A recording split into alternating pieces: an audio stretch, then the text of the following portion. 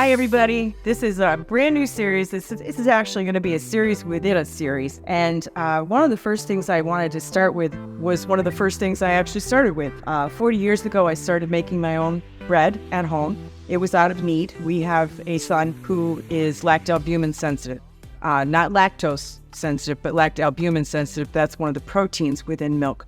And I set out looking for a bread that I could feed him that didn't have any milk in it, because I needed to cut back on as much milk as I could so that he could enjoy some of the things at least that he liked to eat.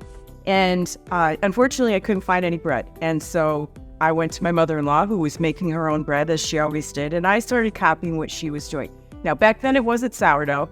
She always made it with commercial yeast, but I managed to turn out a reasonably decent loaf of Italian bread that didn't have any milk in it. Well, as the years went on and we moved out to the farm, of course, we were out in Amish country out there, and the sourdough started going around. And that's when I adapted my bread making ways to a sourdough starter. Now, back in the day, I did not understand that your starter was indigenous to where you are, that your starter would be consistent of what your yeast and bacteria prevalent in your home or your environment is. And the yeast and the bacteria come not only from the air, your house itself, your kitchen, but also from your flour. From the flour that we're using today has yeast and bacteria, because it's an unbleached product, which I highly recommend that you use, because if you use a bleached product, it's killed everything that was once alive in it. And we're setting out not to do that. So what I'm going to do now is show you how you can start your own starter in your own environment, but you have to have one key important thing if you're going to be successful at sourdough starter, and that's patience. You're going to have to give it time. So what I want you to do is start with equal amounts. I have here of flour that I have weighed. Do this by weight, please, because the volume is going to change depending on the percentage of humidity in your home and so many other things. So go by weight. And then liquid measure, of course, being a pharmacist, as you probably remember from the previous video series, I have this thing about measuring, and it's very important to me and critical that it gets measured properly. So I use a liquid measure. You can see where the lines are on this, and I particularly like this type of measuring cup for that reason. And it has a pouring spout, which dry measures don't. So I really like these two. So I'm using 6 ounces and 6 ounces. Fluid weight. Fluid is actually in weight 6 ounces, and that's where the volume is set at. So you can do volume on the fluid, but do weight on your dry ingredients. Now, if I didn't have any starter at all, right now, I would just simply mix these two in a bowl, cover it with a towel, a tea towel of some sort or other, something that has pores, not something super thick like a terry towel, but one of these flour sack towels. This one happens to be from San Francisco, where they make sourdough. But I knew enough not to bring our sourdough starter back from San Francisco, because even if you spend the money on that, by the time you get in your home, weeks into it, it's going to be your starter. So it's fruitless to do that. So if I was doing this without already having a starter, I would just simply mix these two, cover the bowl with one of these, and set it aside and let it do its thing. It'll start to develop some bubbles. Go in once in a while and give it a nice stir. Keep it going, and you should, within, I would say, depending on what your environment is, I could start a starter here in this home in a couple of days because of how much I bake. But if you're not that person, it could take a couple weeks. It could take as much as 2 weeks. So please be patient. Now, when I took the lid off of this, Joe ran from the kitchen because this is sour. You can tell that it's really a fermented product, which leads me to the next point. I like this type of container because it's got the temperature on it, but my home is pretty consistent. We live in the desert. It doesn't get drafty and cold here like it did on the farm, but I still like this container because I can see where I'm at with it. Fermented is the key to true sourdough. The sourdough that you purchase in the grocery store, particularly that comes in a bag, not the stuff in the artisan. The artisan might actually really truly be sourdough. But chances are it came from a powder. It didn't come from a jar like this. So I would say that if you want true sourdough, you need to ferment your own starter, because that's the only way that you're really going to get the health benefits, and there are many. Don't just take my word for it. Go look it up. the health benefits of fermented food are very well documented. They're very well known. Now, I understand. I don't need to get the emails. Once you bring this loaf to 200 degrees, then you don't have... I know, it's dead. I get it. It's still sourdough. And because it is sourdough, while it may not still be fermenting, it has fermented, which means that it will have a lower glycemic index because your body will metabolize it differently. Your gut will break it down differently from regular white bread. So yes, it is still important that this is fermented. Even though it will not actively be a fermenting product, when it comes out of the oven, it will have fermented. So that's important. So now though, I do have a starter that's started. And so I'm going to take you one step beyond starting your own starter, and that's maintaining your starter. Now this guy's been out for a couple days. I have people ask me all the time, do you keep your starter in the refrigerator or on the counter? Yes, I do both. I do both because if it's out on the counter, I have a decent temperature on it, I'm going to get my bread done quicker. If I'm not going to be using it for a few days, I'm going away next weekend, this baby's going in the refrigerator. And it just will prevent it from going all over the place or from, any kind of mishap taking place. And it'll just retard it. So now, if you can see, as soon as I start to stir it, the bubbles come right back up again. So this guy, even though it's been sitting and doing nothing for a few days on the counter, it's still active. Now, some of you say, so you're going to make bread, you're making bread with discard. Don't get these vocabulary terms all wadded up in your head. I do everything with discard. I don't bother to worry about when this thing has doubled.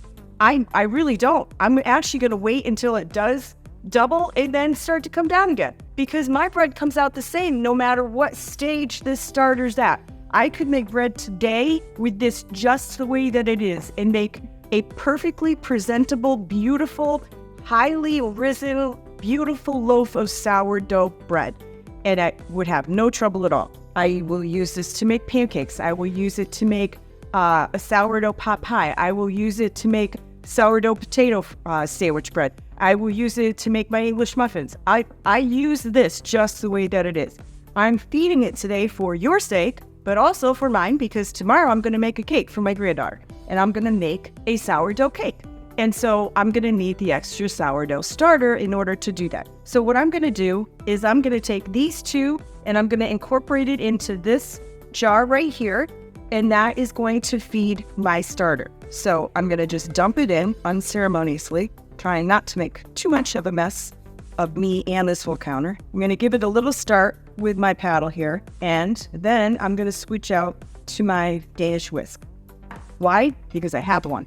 I haven't had them for upwards of 30 years, and these are beautiful. Now, you can already see by volume, just by sheer volume in this jar. If this doubles, or when it doubles, I'm going to be in trouble. So what I'm going to do is use some right away, take some out and use it right away. Or what I could do is put it into a bigger container until it doubles, and then turn it around and put it right back in here so that my little band on here can tell me when it's ready. Now, I'm not going to get too worried about making this super smooth, and I'll tell you why. Because this flour is going to hydrate as it sits in here. Chances are this is going to take, knowing my starter and knowing my kitchen, I'm going to say it's going to take anywhere from 4 to 6 hours to double, and that's a pretty fast starter. That's really moving. Most of you can expect probably closer to 12 hours or maybe even longer, depending on how active and lively your starter is and how old it is. But I know mine, I just used a few days ago, so I know that it's active and I know that it's got a lot of oomph to it. And I know that this in 4 to 6 hours will be all over my counter if I don't do something with this. So I'm going to put it into a bigger container, let it double, and then put it back into my handy starter jar, which is just easy for me to use and easy for me to see when this thing is up and down and all around. So that's my beginning story on starter. I hope that gets you started, and I hope really truly it takes the intimidation factor out of this. This is easy. Now, I had for years and years just simply eyeballed this. I just dumped some flour in, took it to the sink, filled it with water until it was the right consistency, which is kind of like thick pancake batter. I had plenty of success with that. I have just found that after having had baking experience with real pastry chefs, that 100% hydration is really what you're looking for, and the only way to attain that is by weights and measures. So I like my bread at 100% hydration. I know bakers that mess around with that and they drop it. They want to get a crispier crumb or whatever. In my kitchen, what I do, I want 100% hydration, and that's why I use equal amounts by weight of my flour and my water. One other important thing I didn't say, because this is a fermented product, you want to make sure everything stays alive. Here in Las Vegas, we have to reprocess water. I use water that comes in a jug from the grocery store because it's been purified. Now, I know, don't start with the purified water, but it doesn't have chlorine. It's been filtered. So if you have a filter, that's fine. But remember, the same with your flour. If it's undergone chlorination in the form of bleach, whether it's liquid chlorination or bleach because it's the flour, you've killed everything. So make sure you're using filtered water, but not water that's been treated. You don't want chlorine and all that other stuff in your starter, because if you're having trouble with your starter, and I have plenty of people say to me, I keep killing my starter. You shouldn't be able to kill a starter. It's yeast and bacteria, for heaven's sakes. There's antibiotics we can't even take this stuff out with. You should be able to keep this alive. It's just not that hard, unless you're doing something really wrong. And what could be going wrong is you're either using bleached flour or you're using bleached water. Watch for both of those. Anyway, I look forward to hearing from you. You've got questions, suggestions, what have you. Bring them on. And I'm going to bring on right now my better half, Joe, and he's going to help you understand the technical part behind all of this.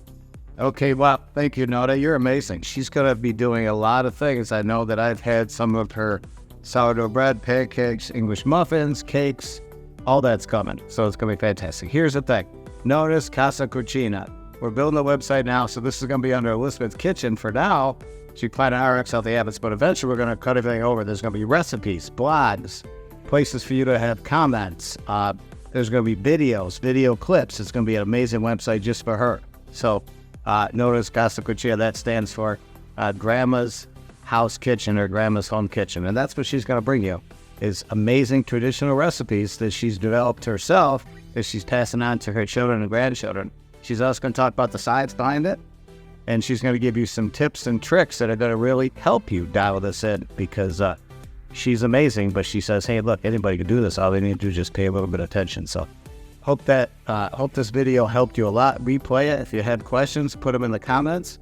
Noda's Casa Cucina.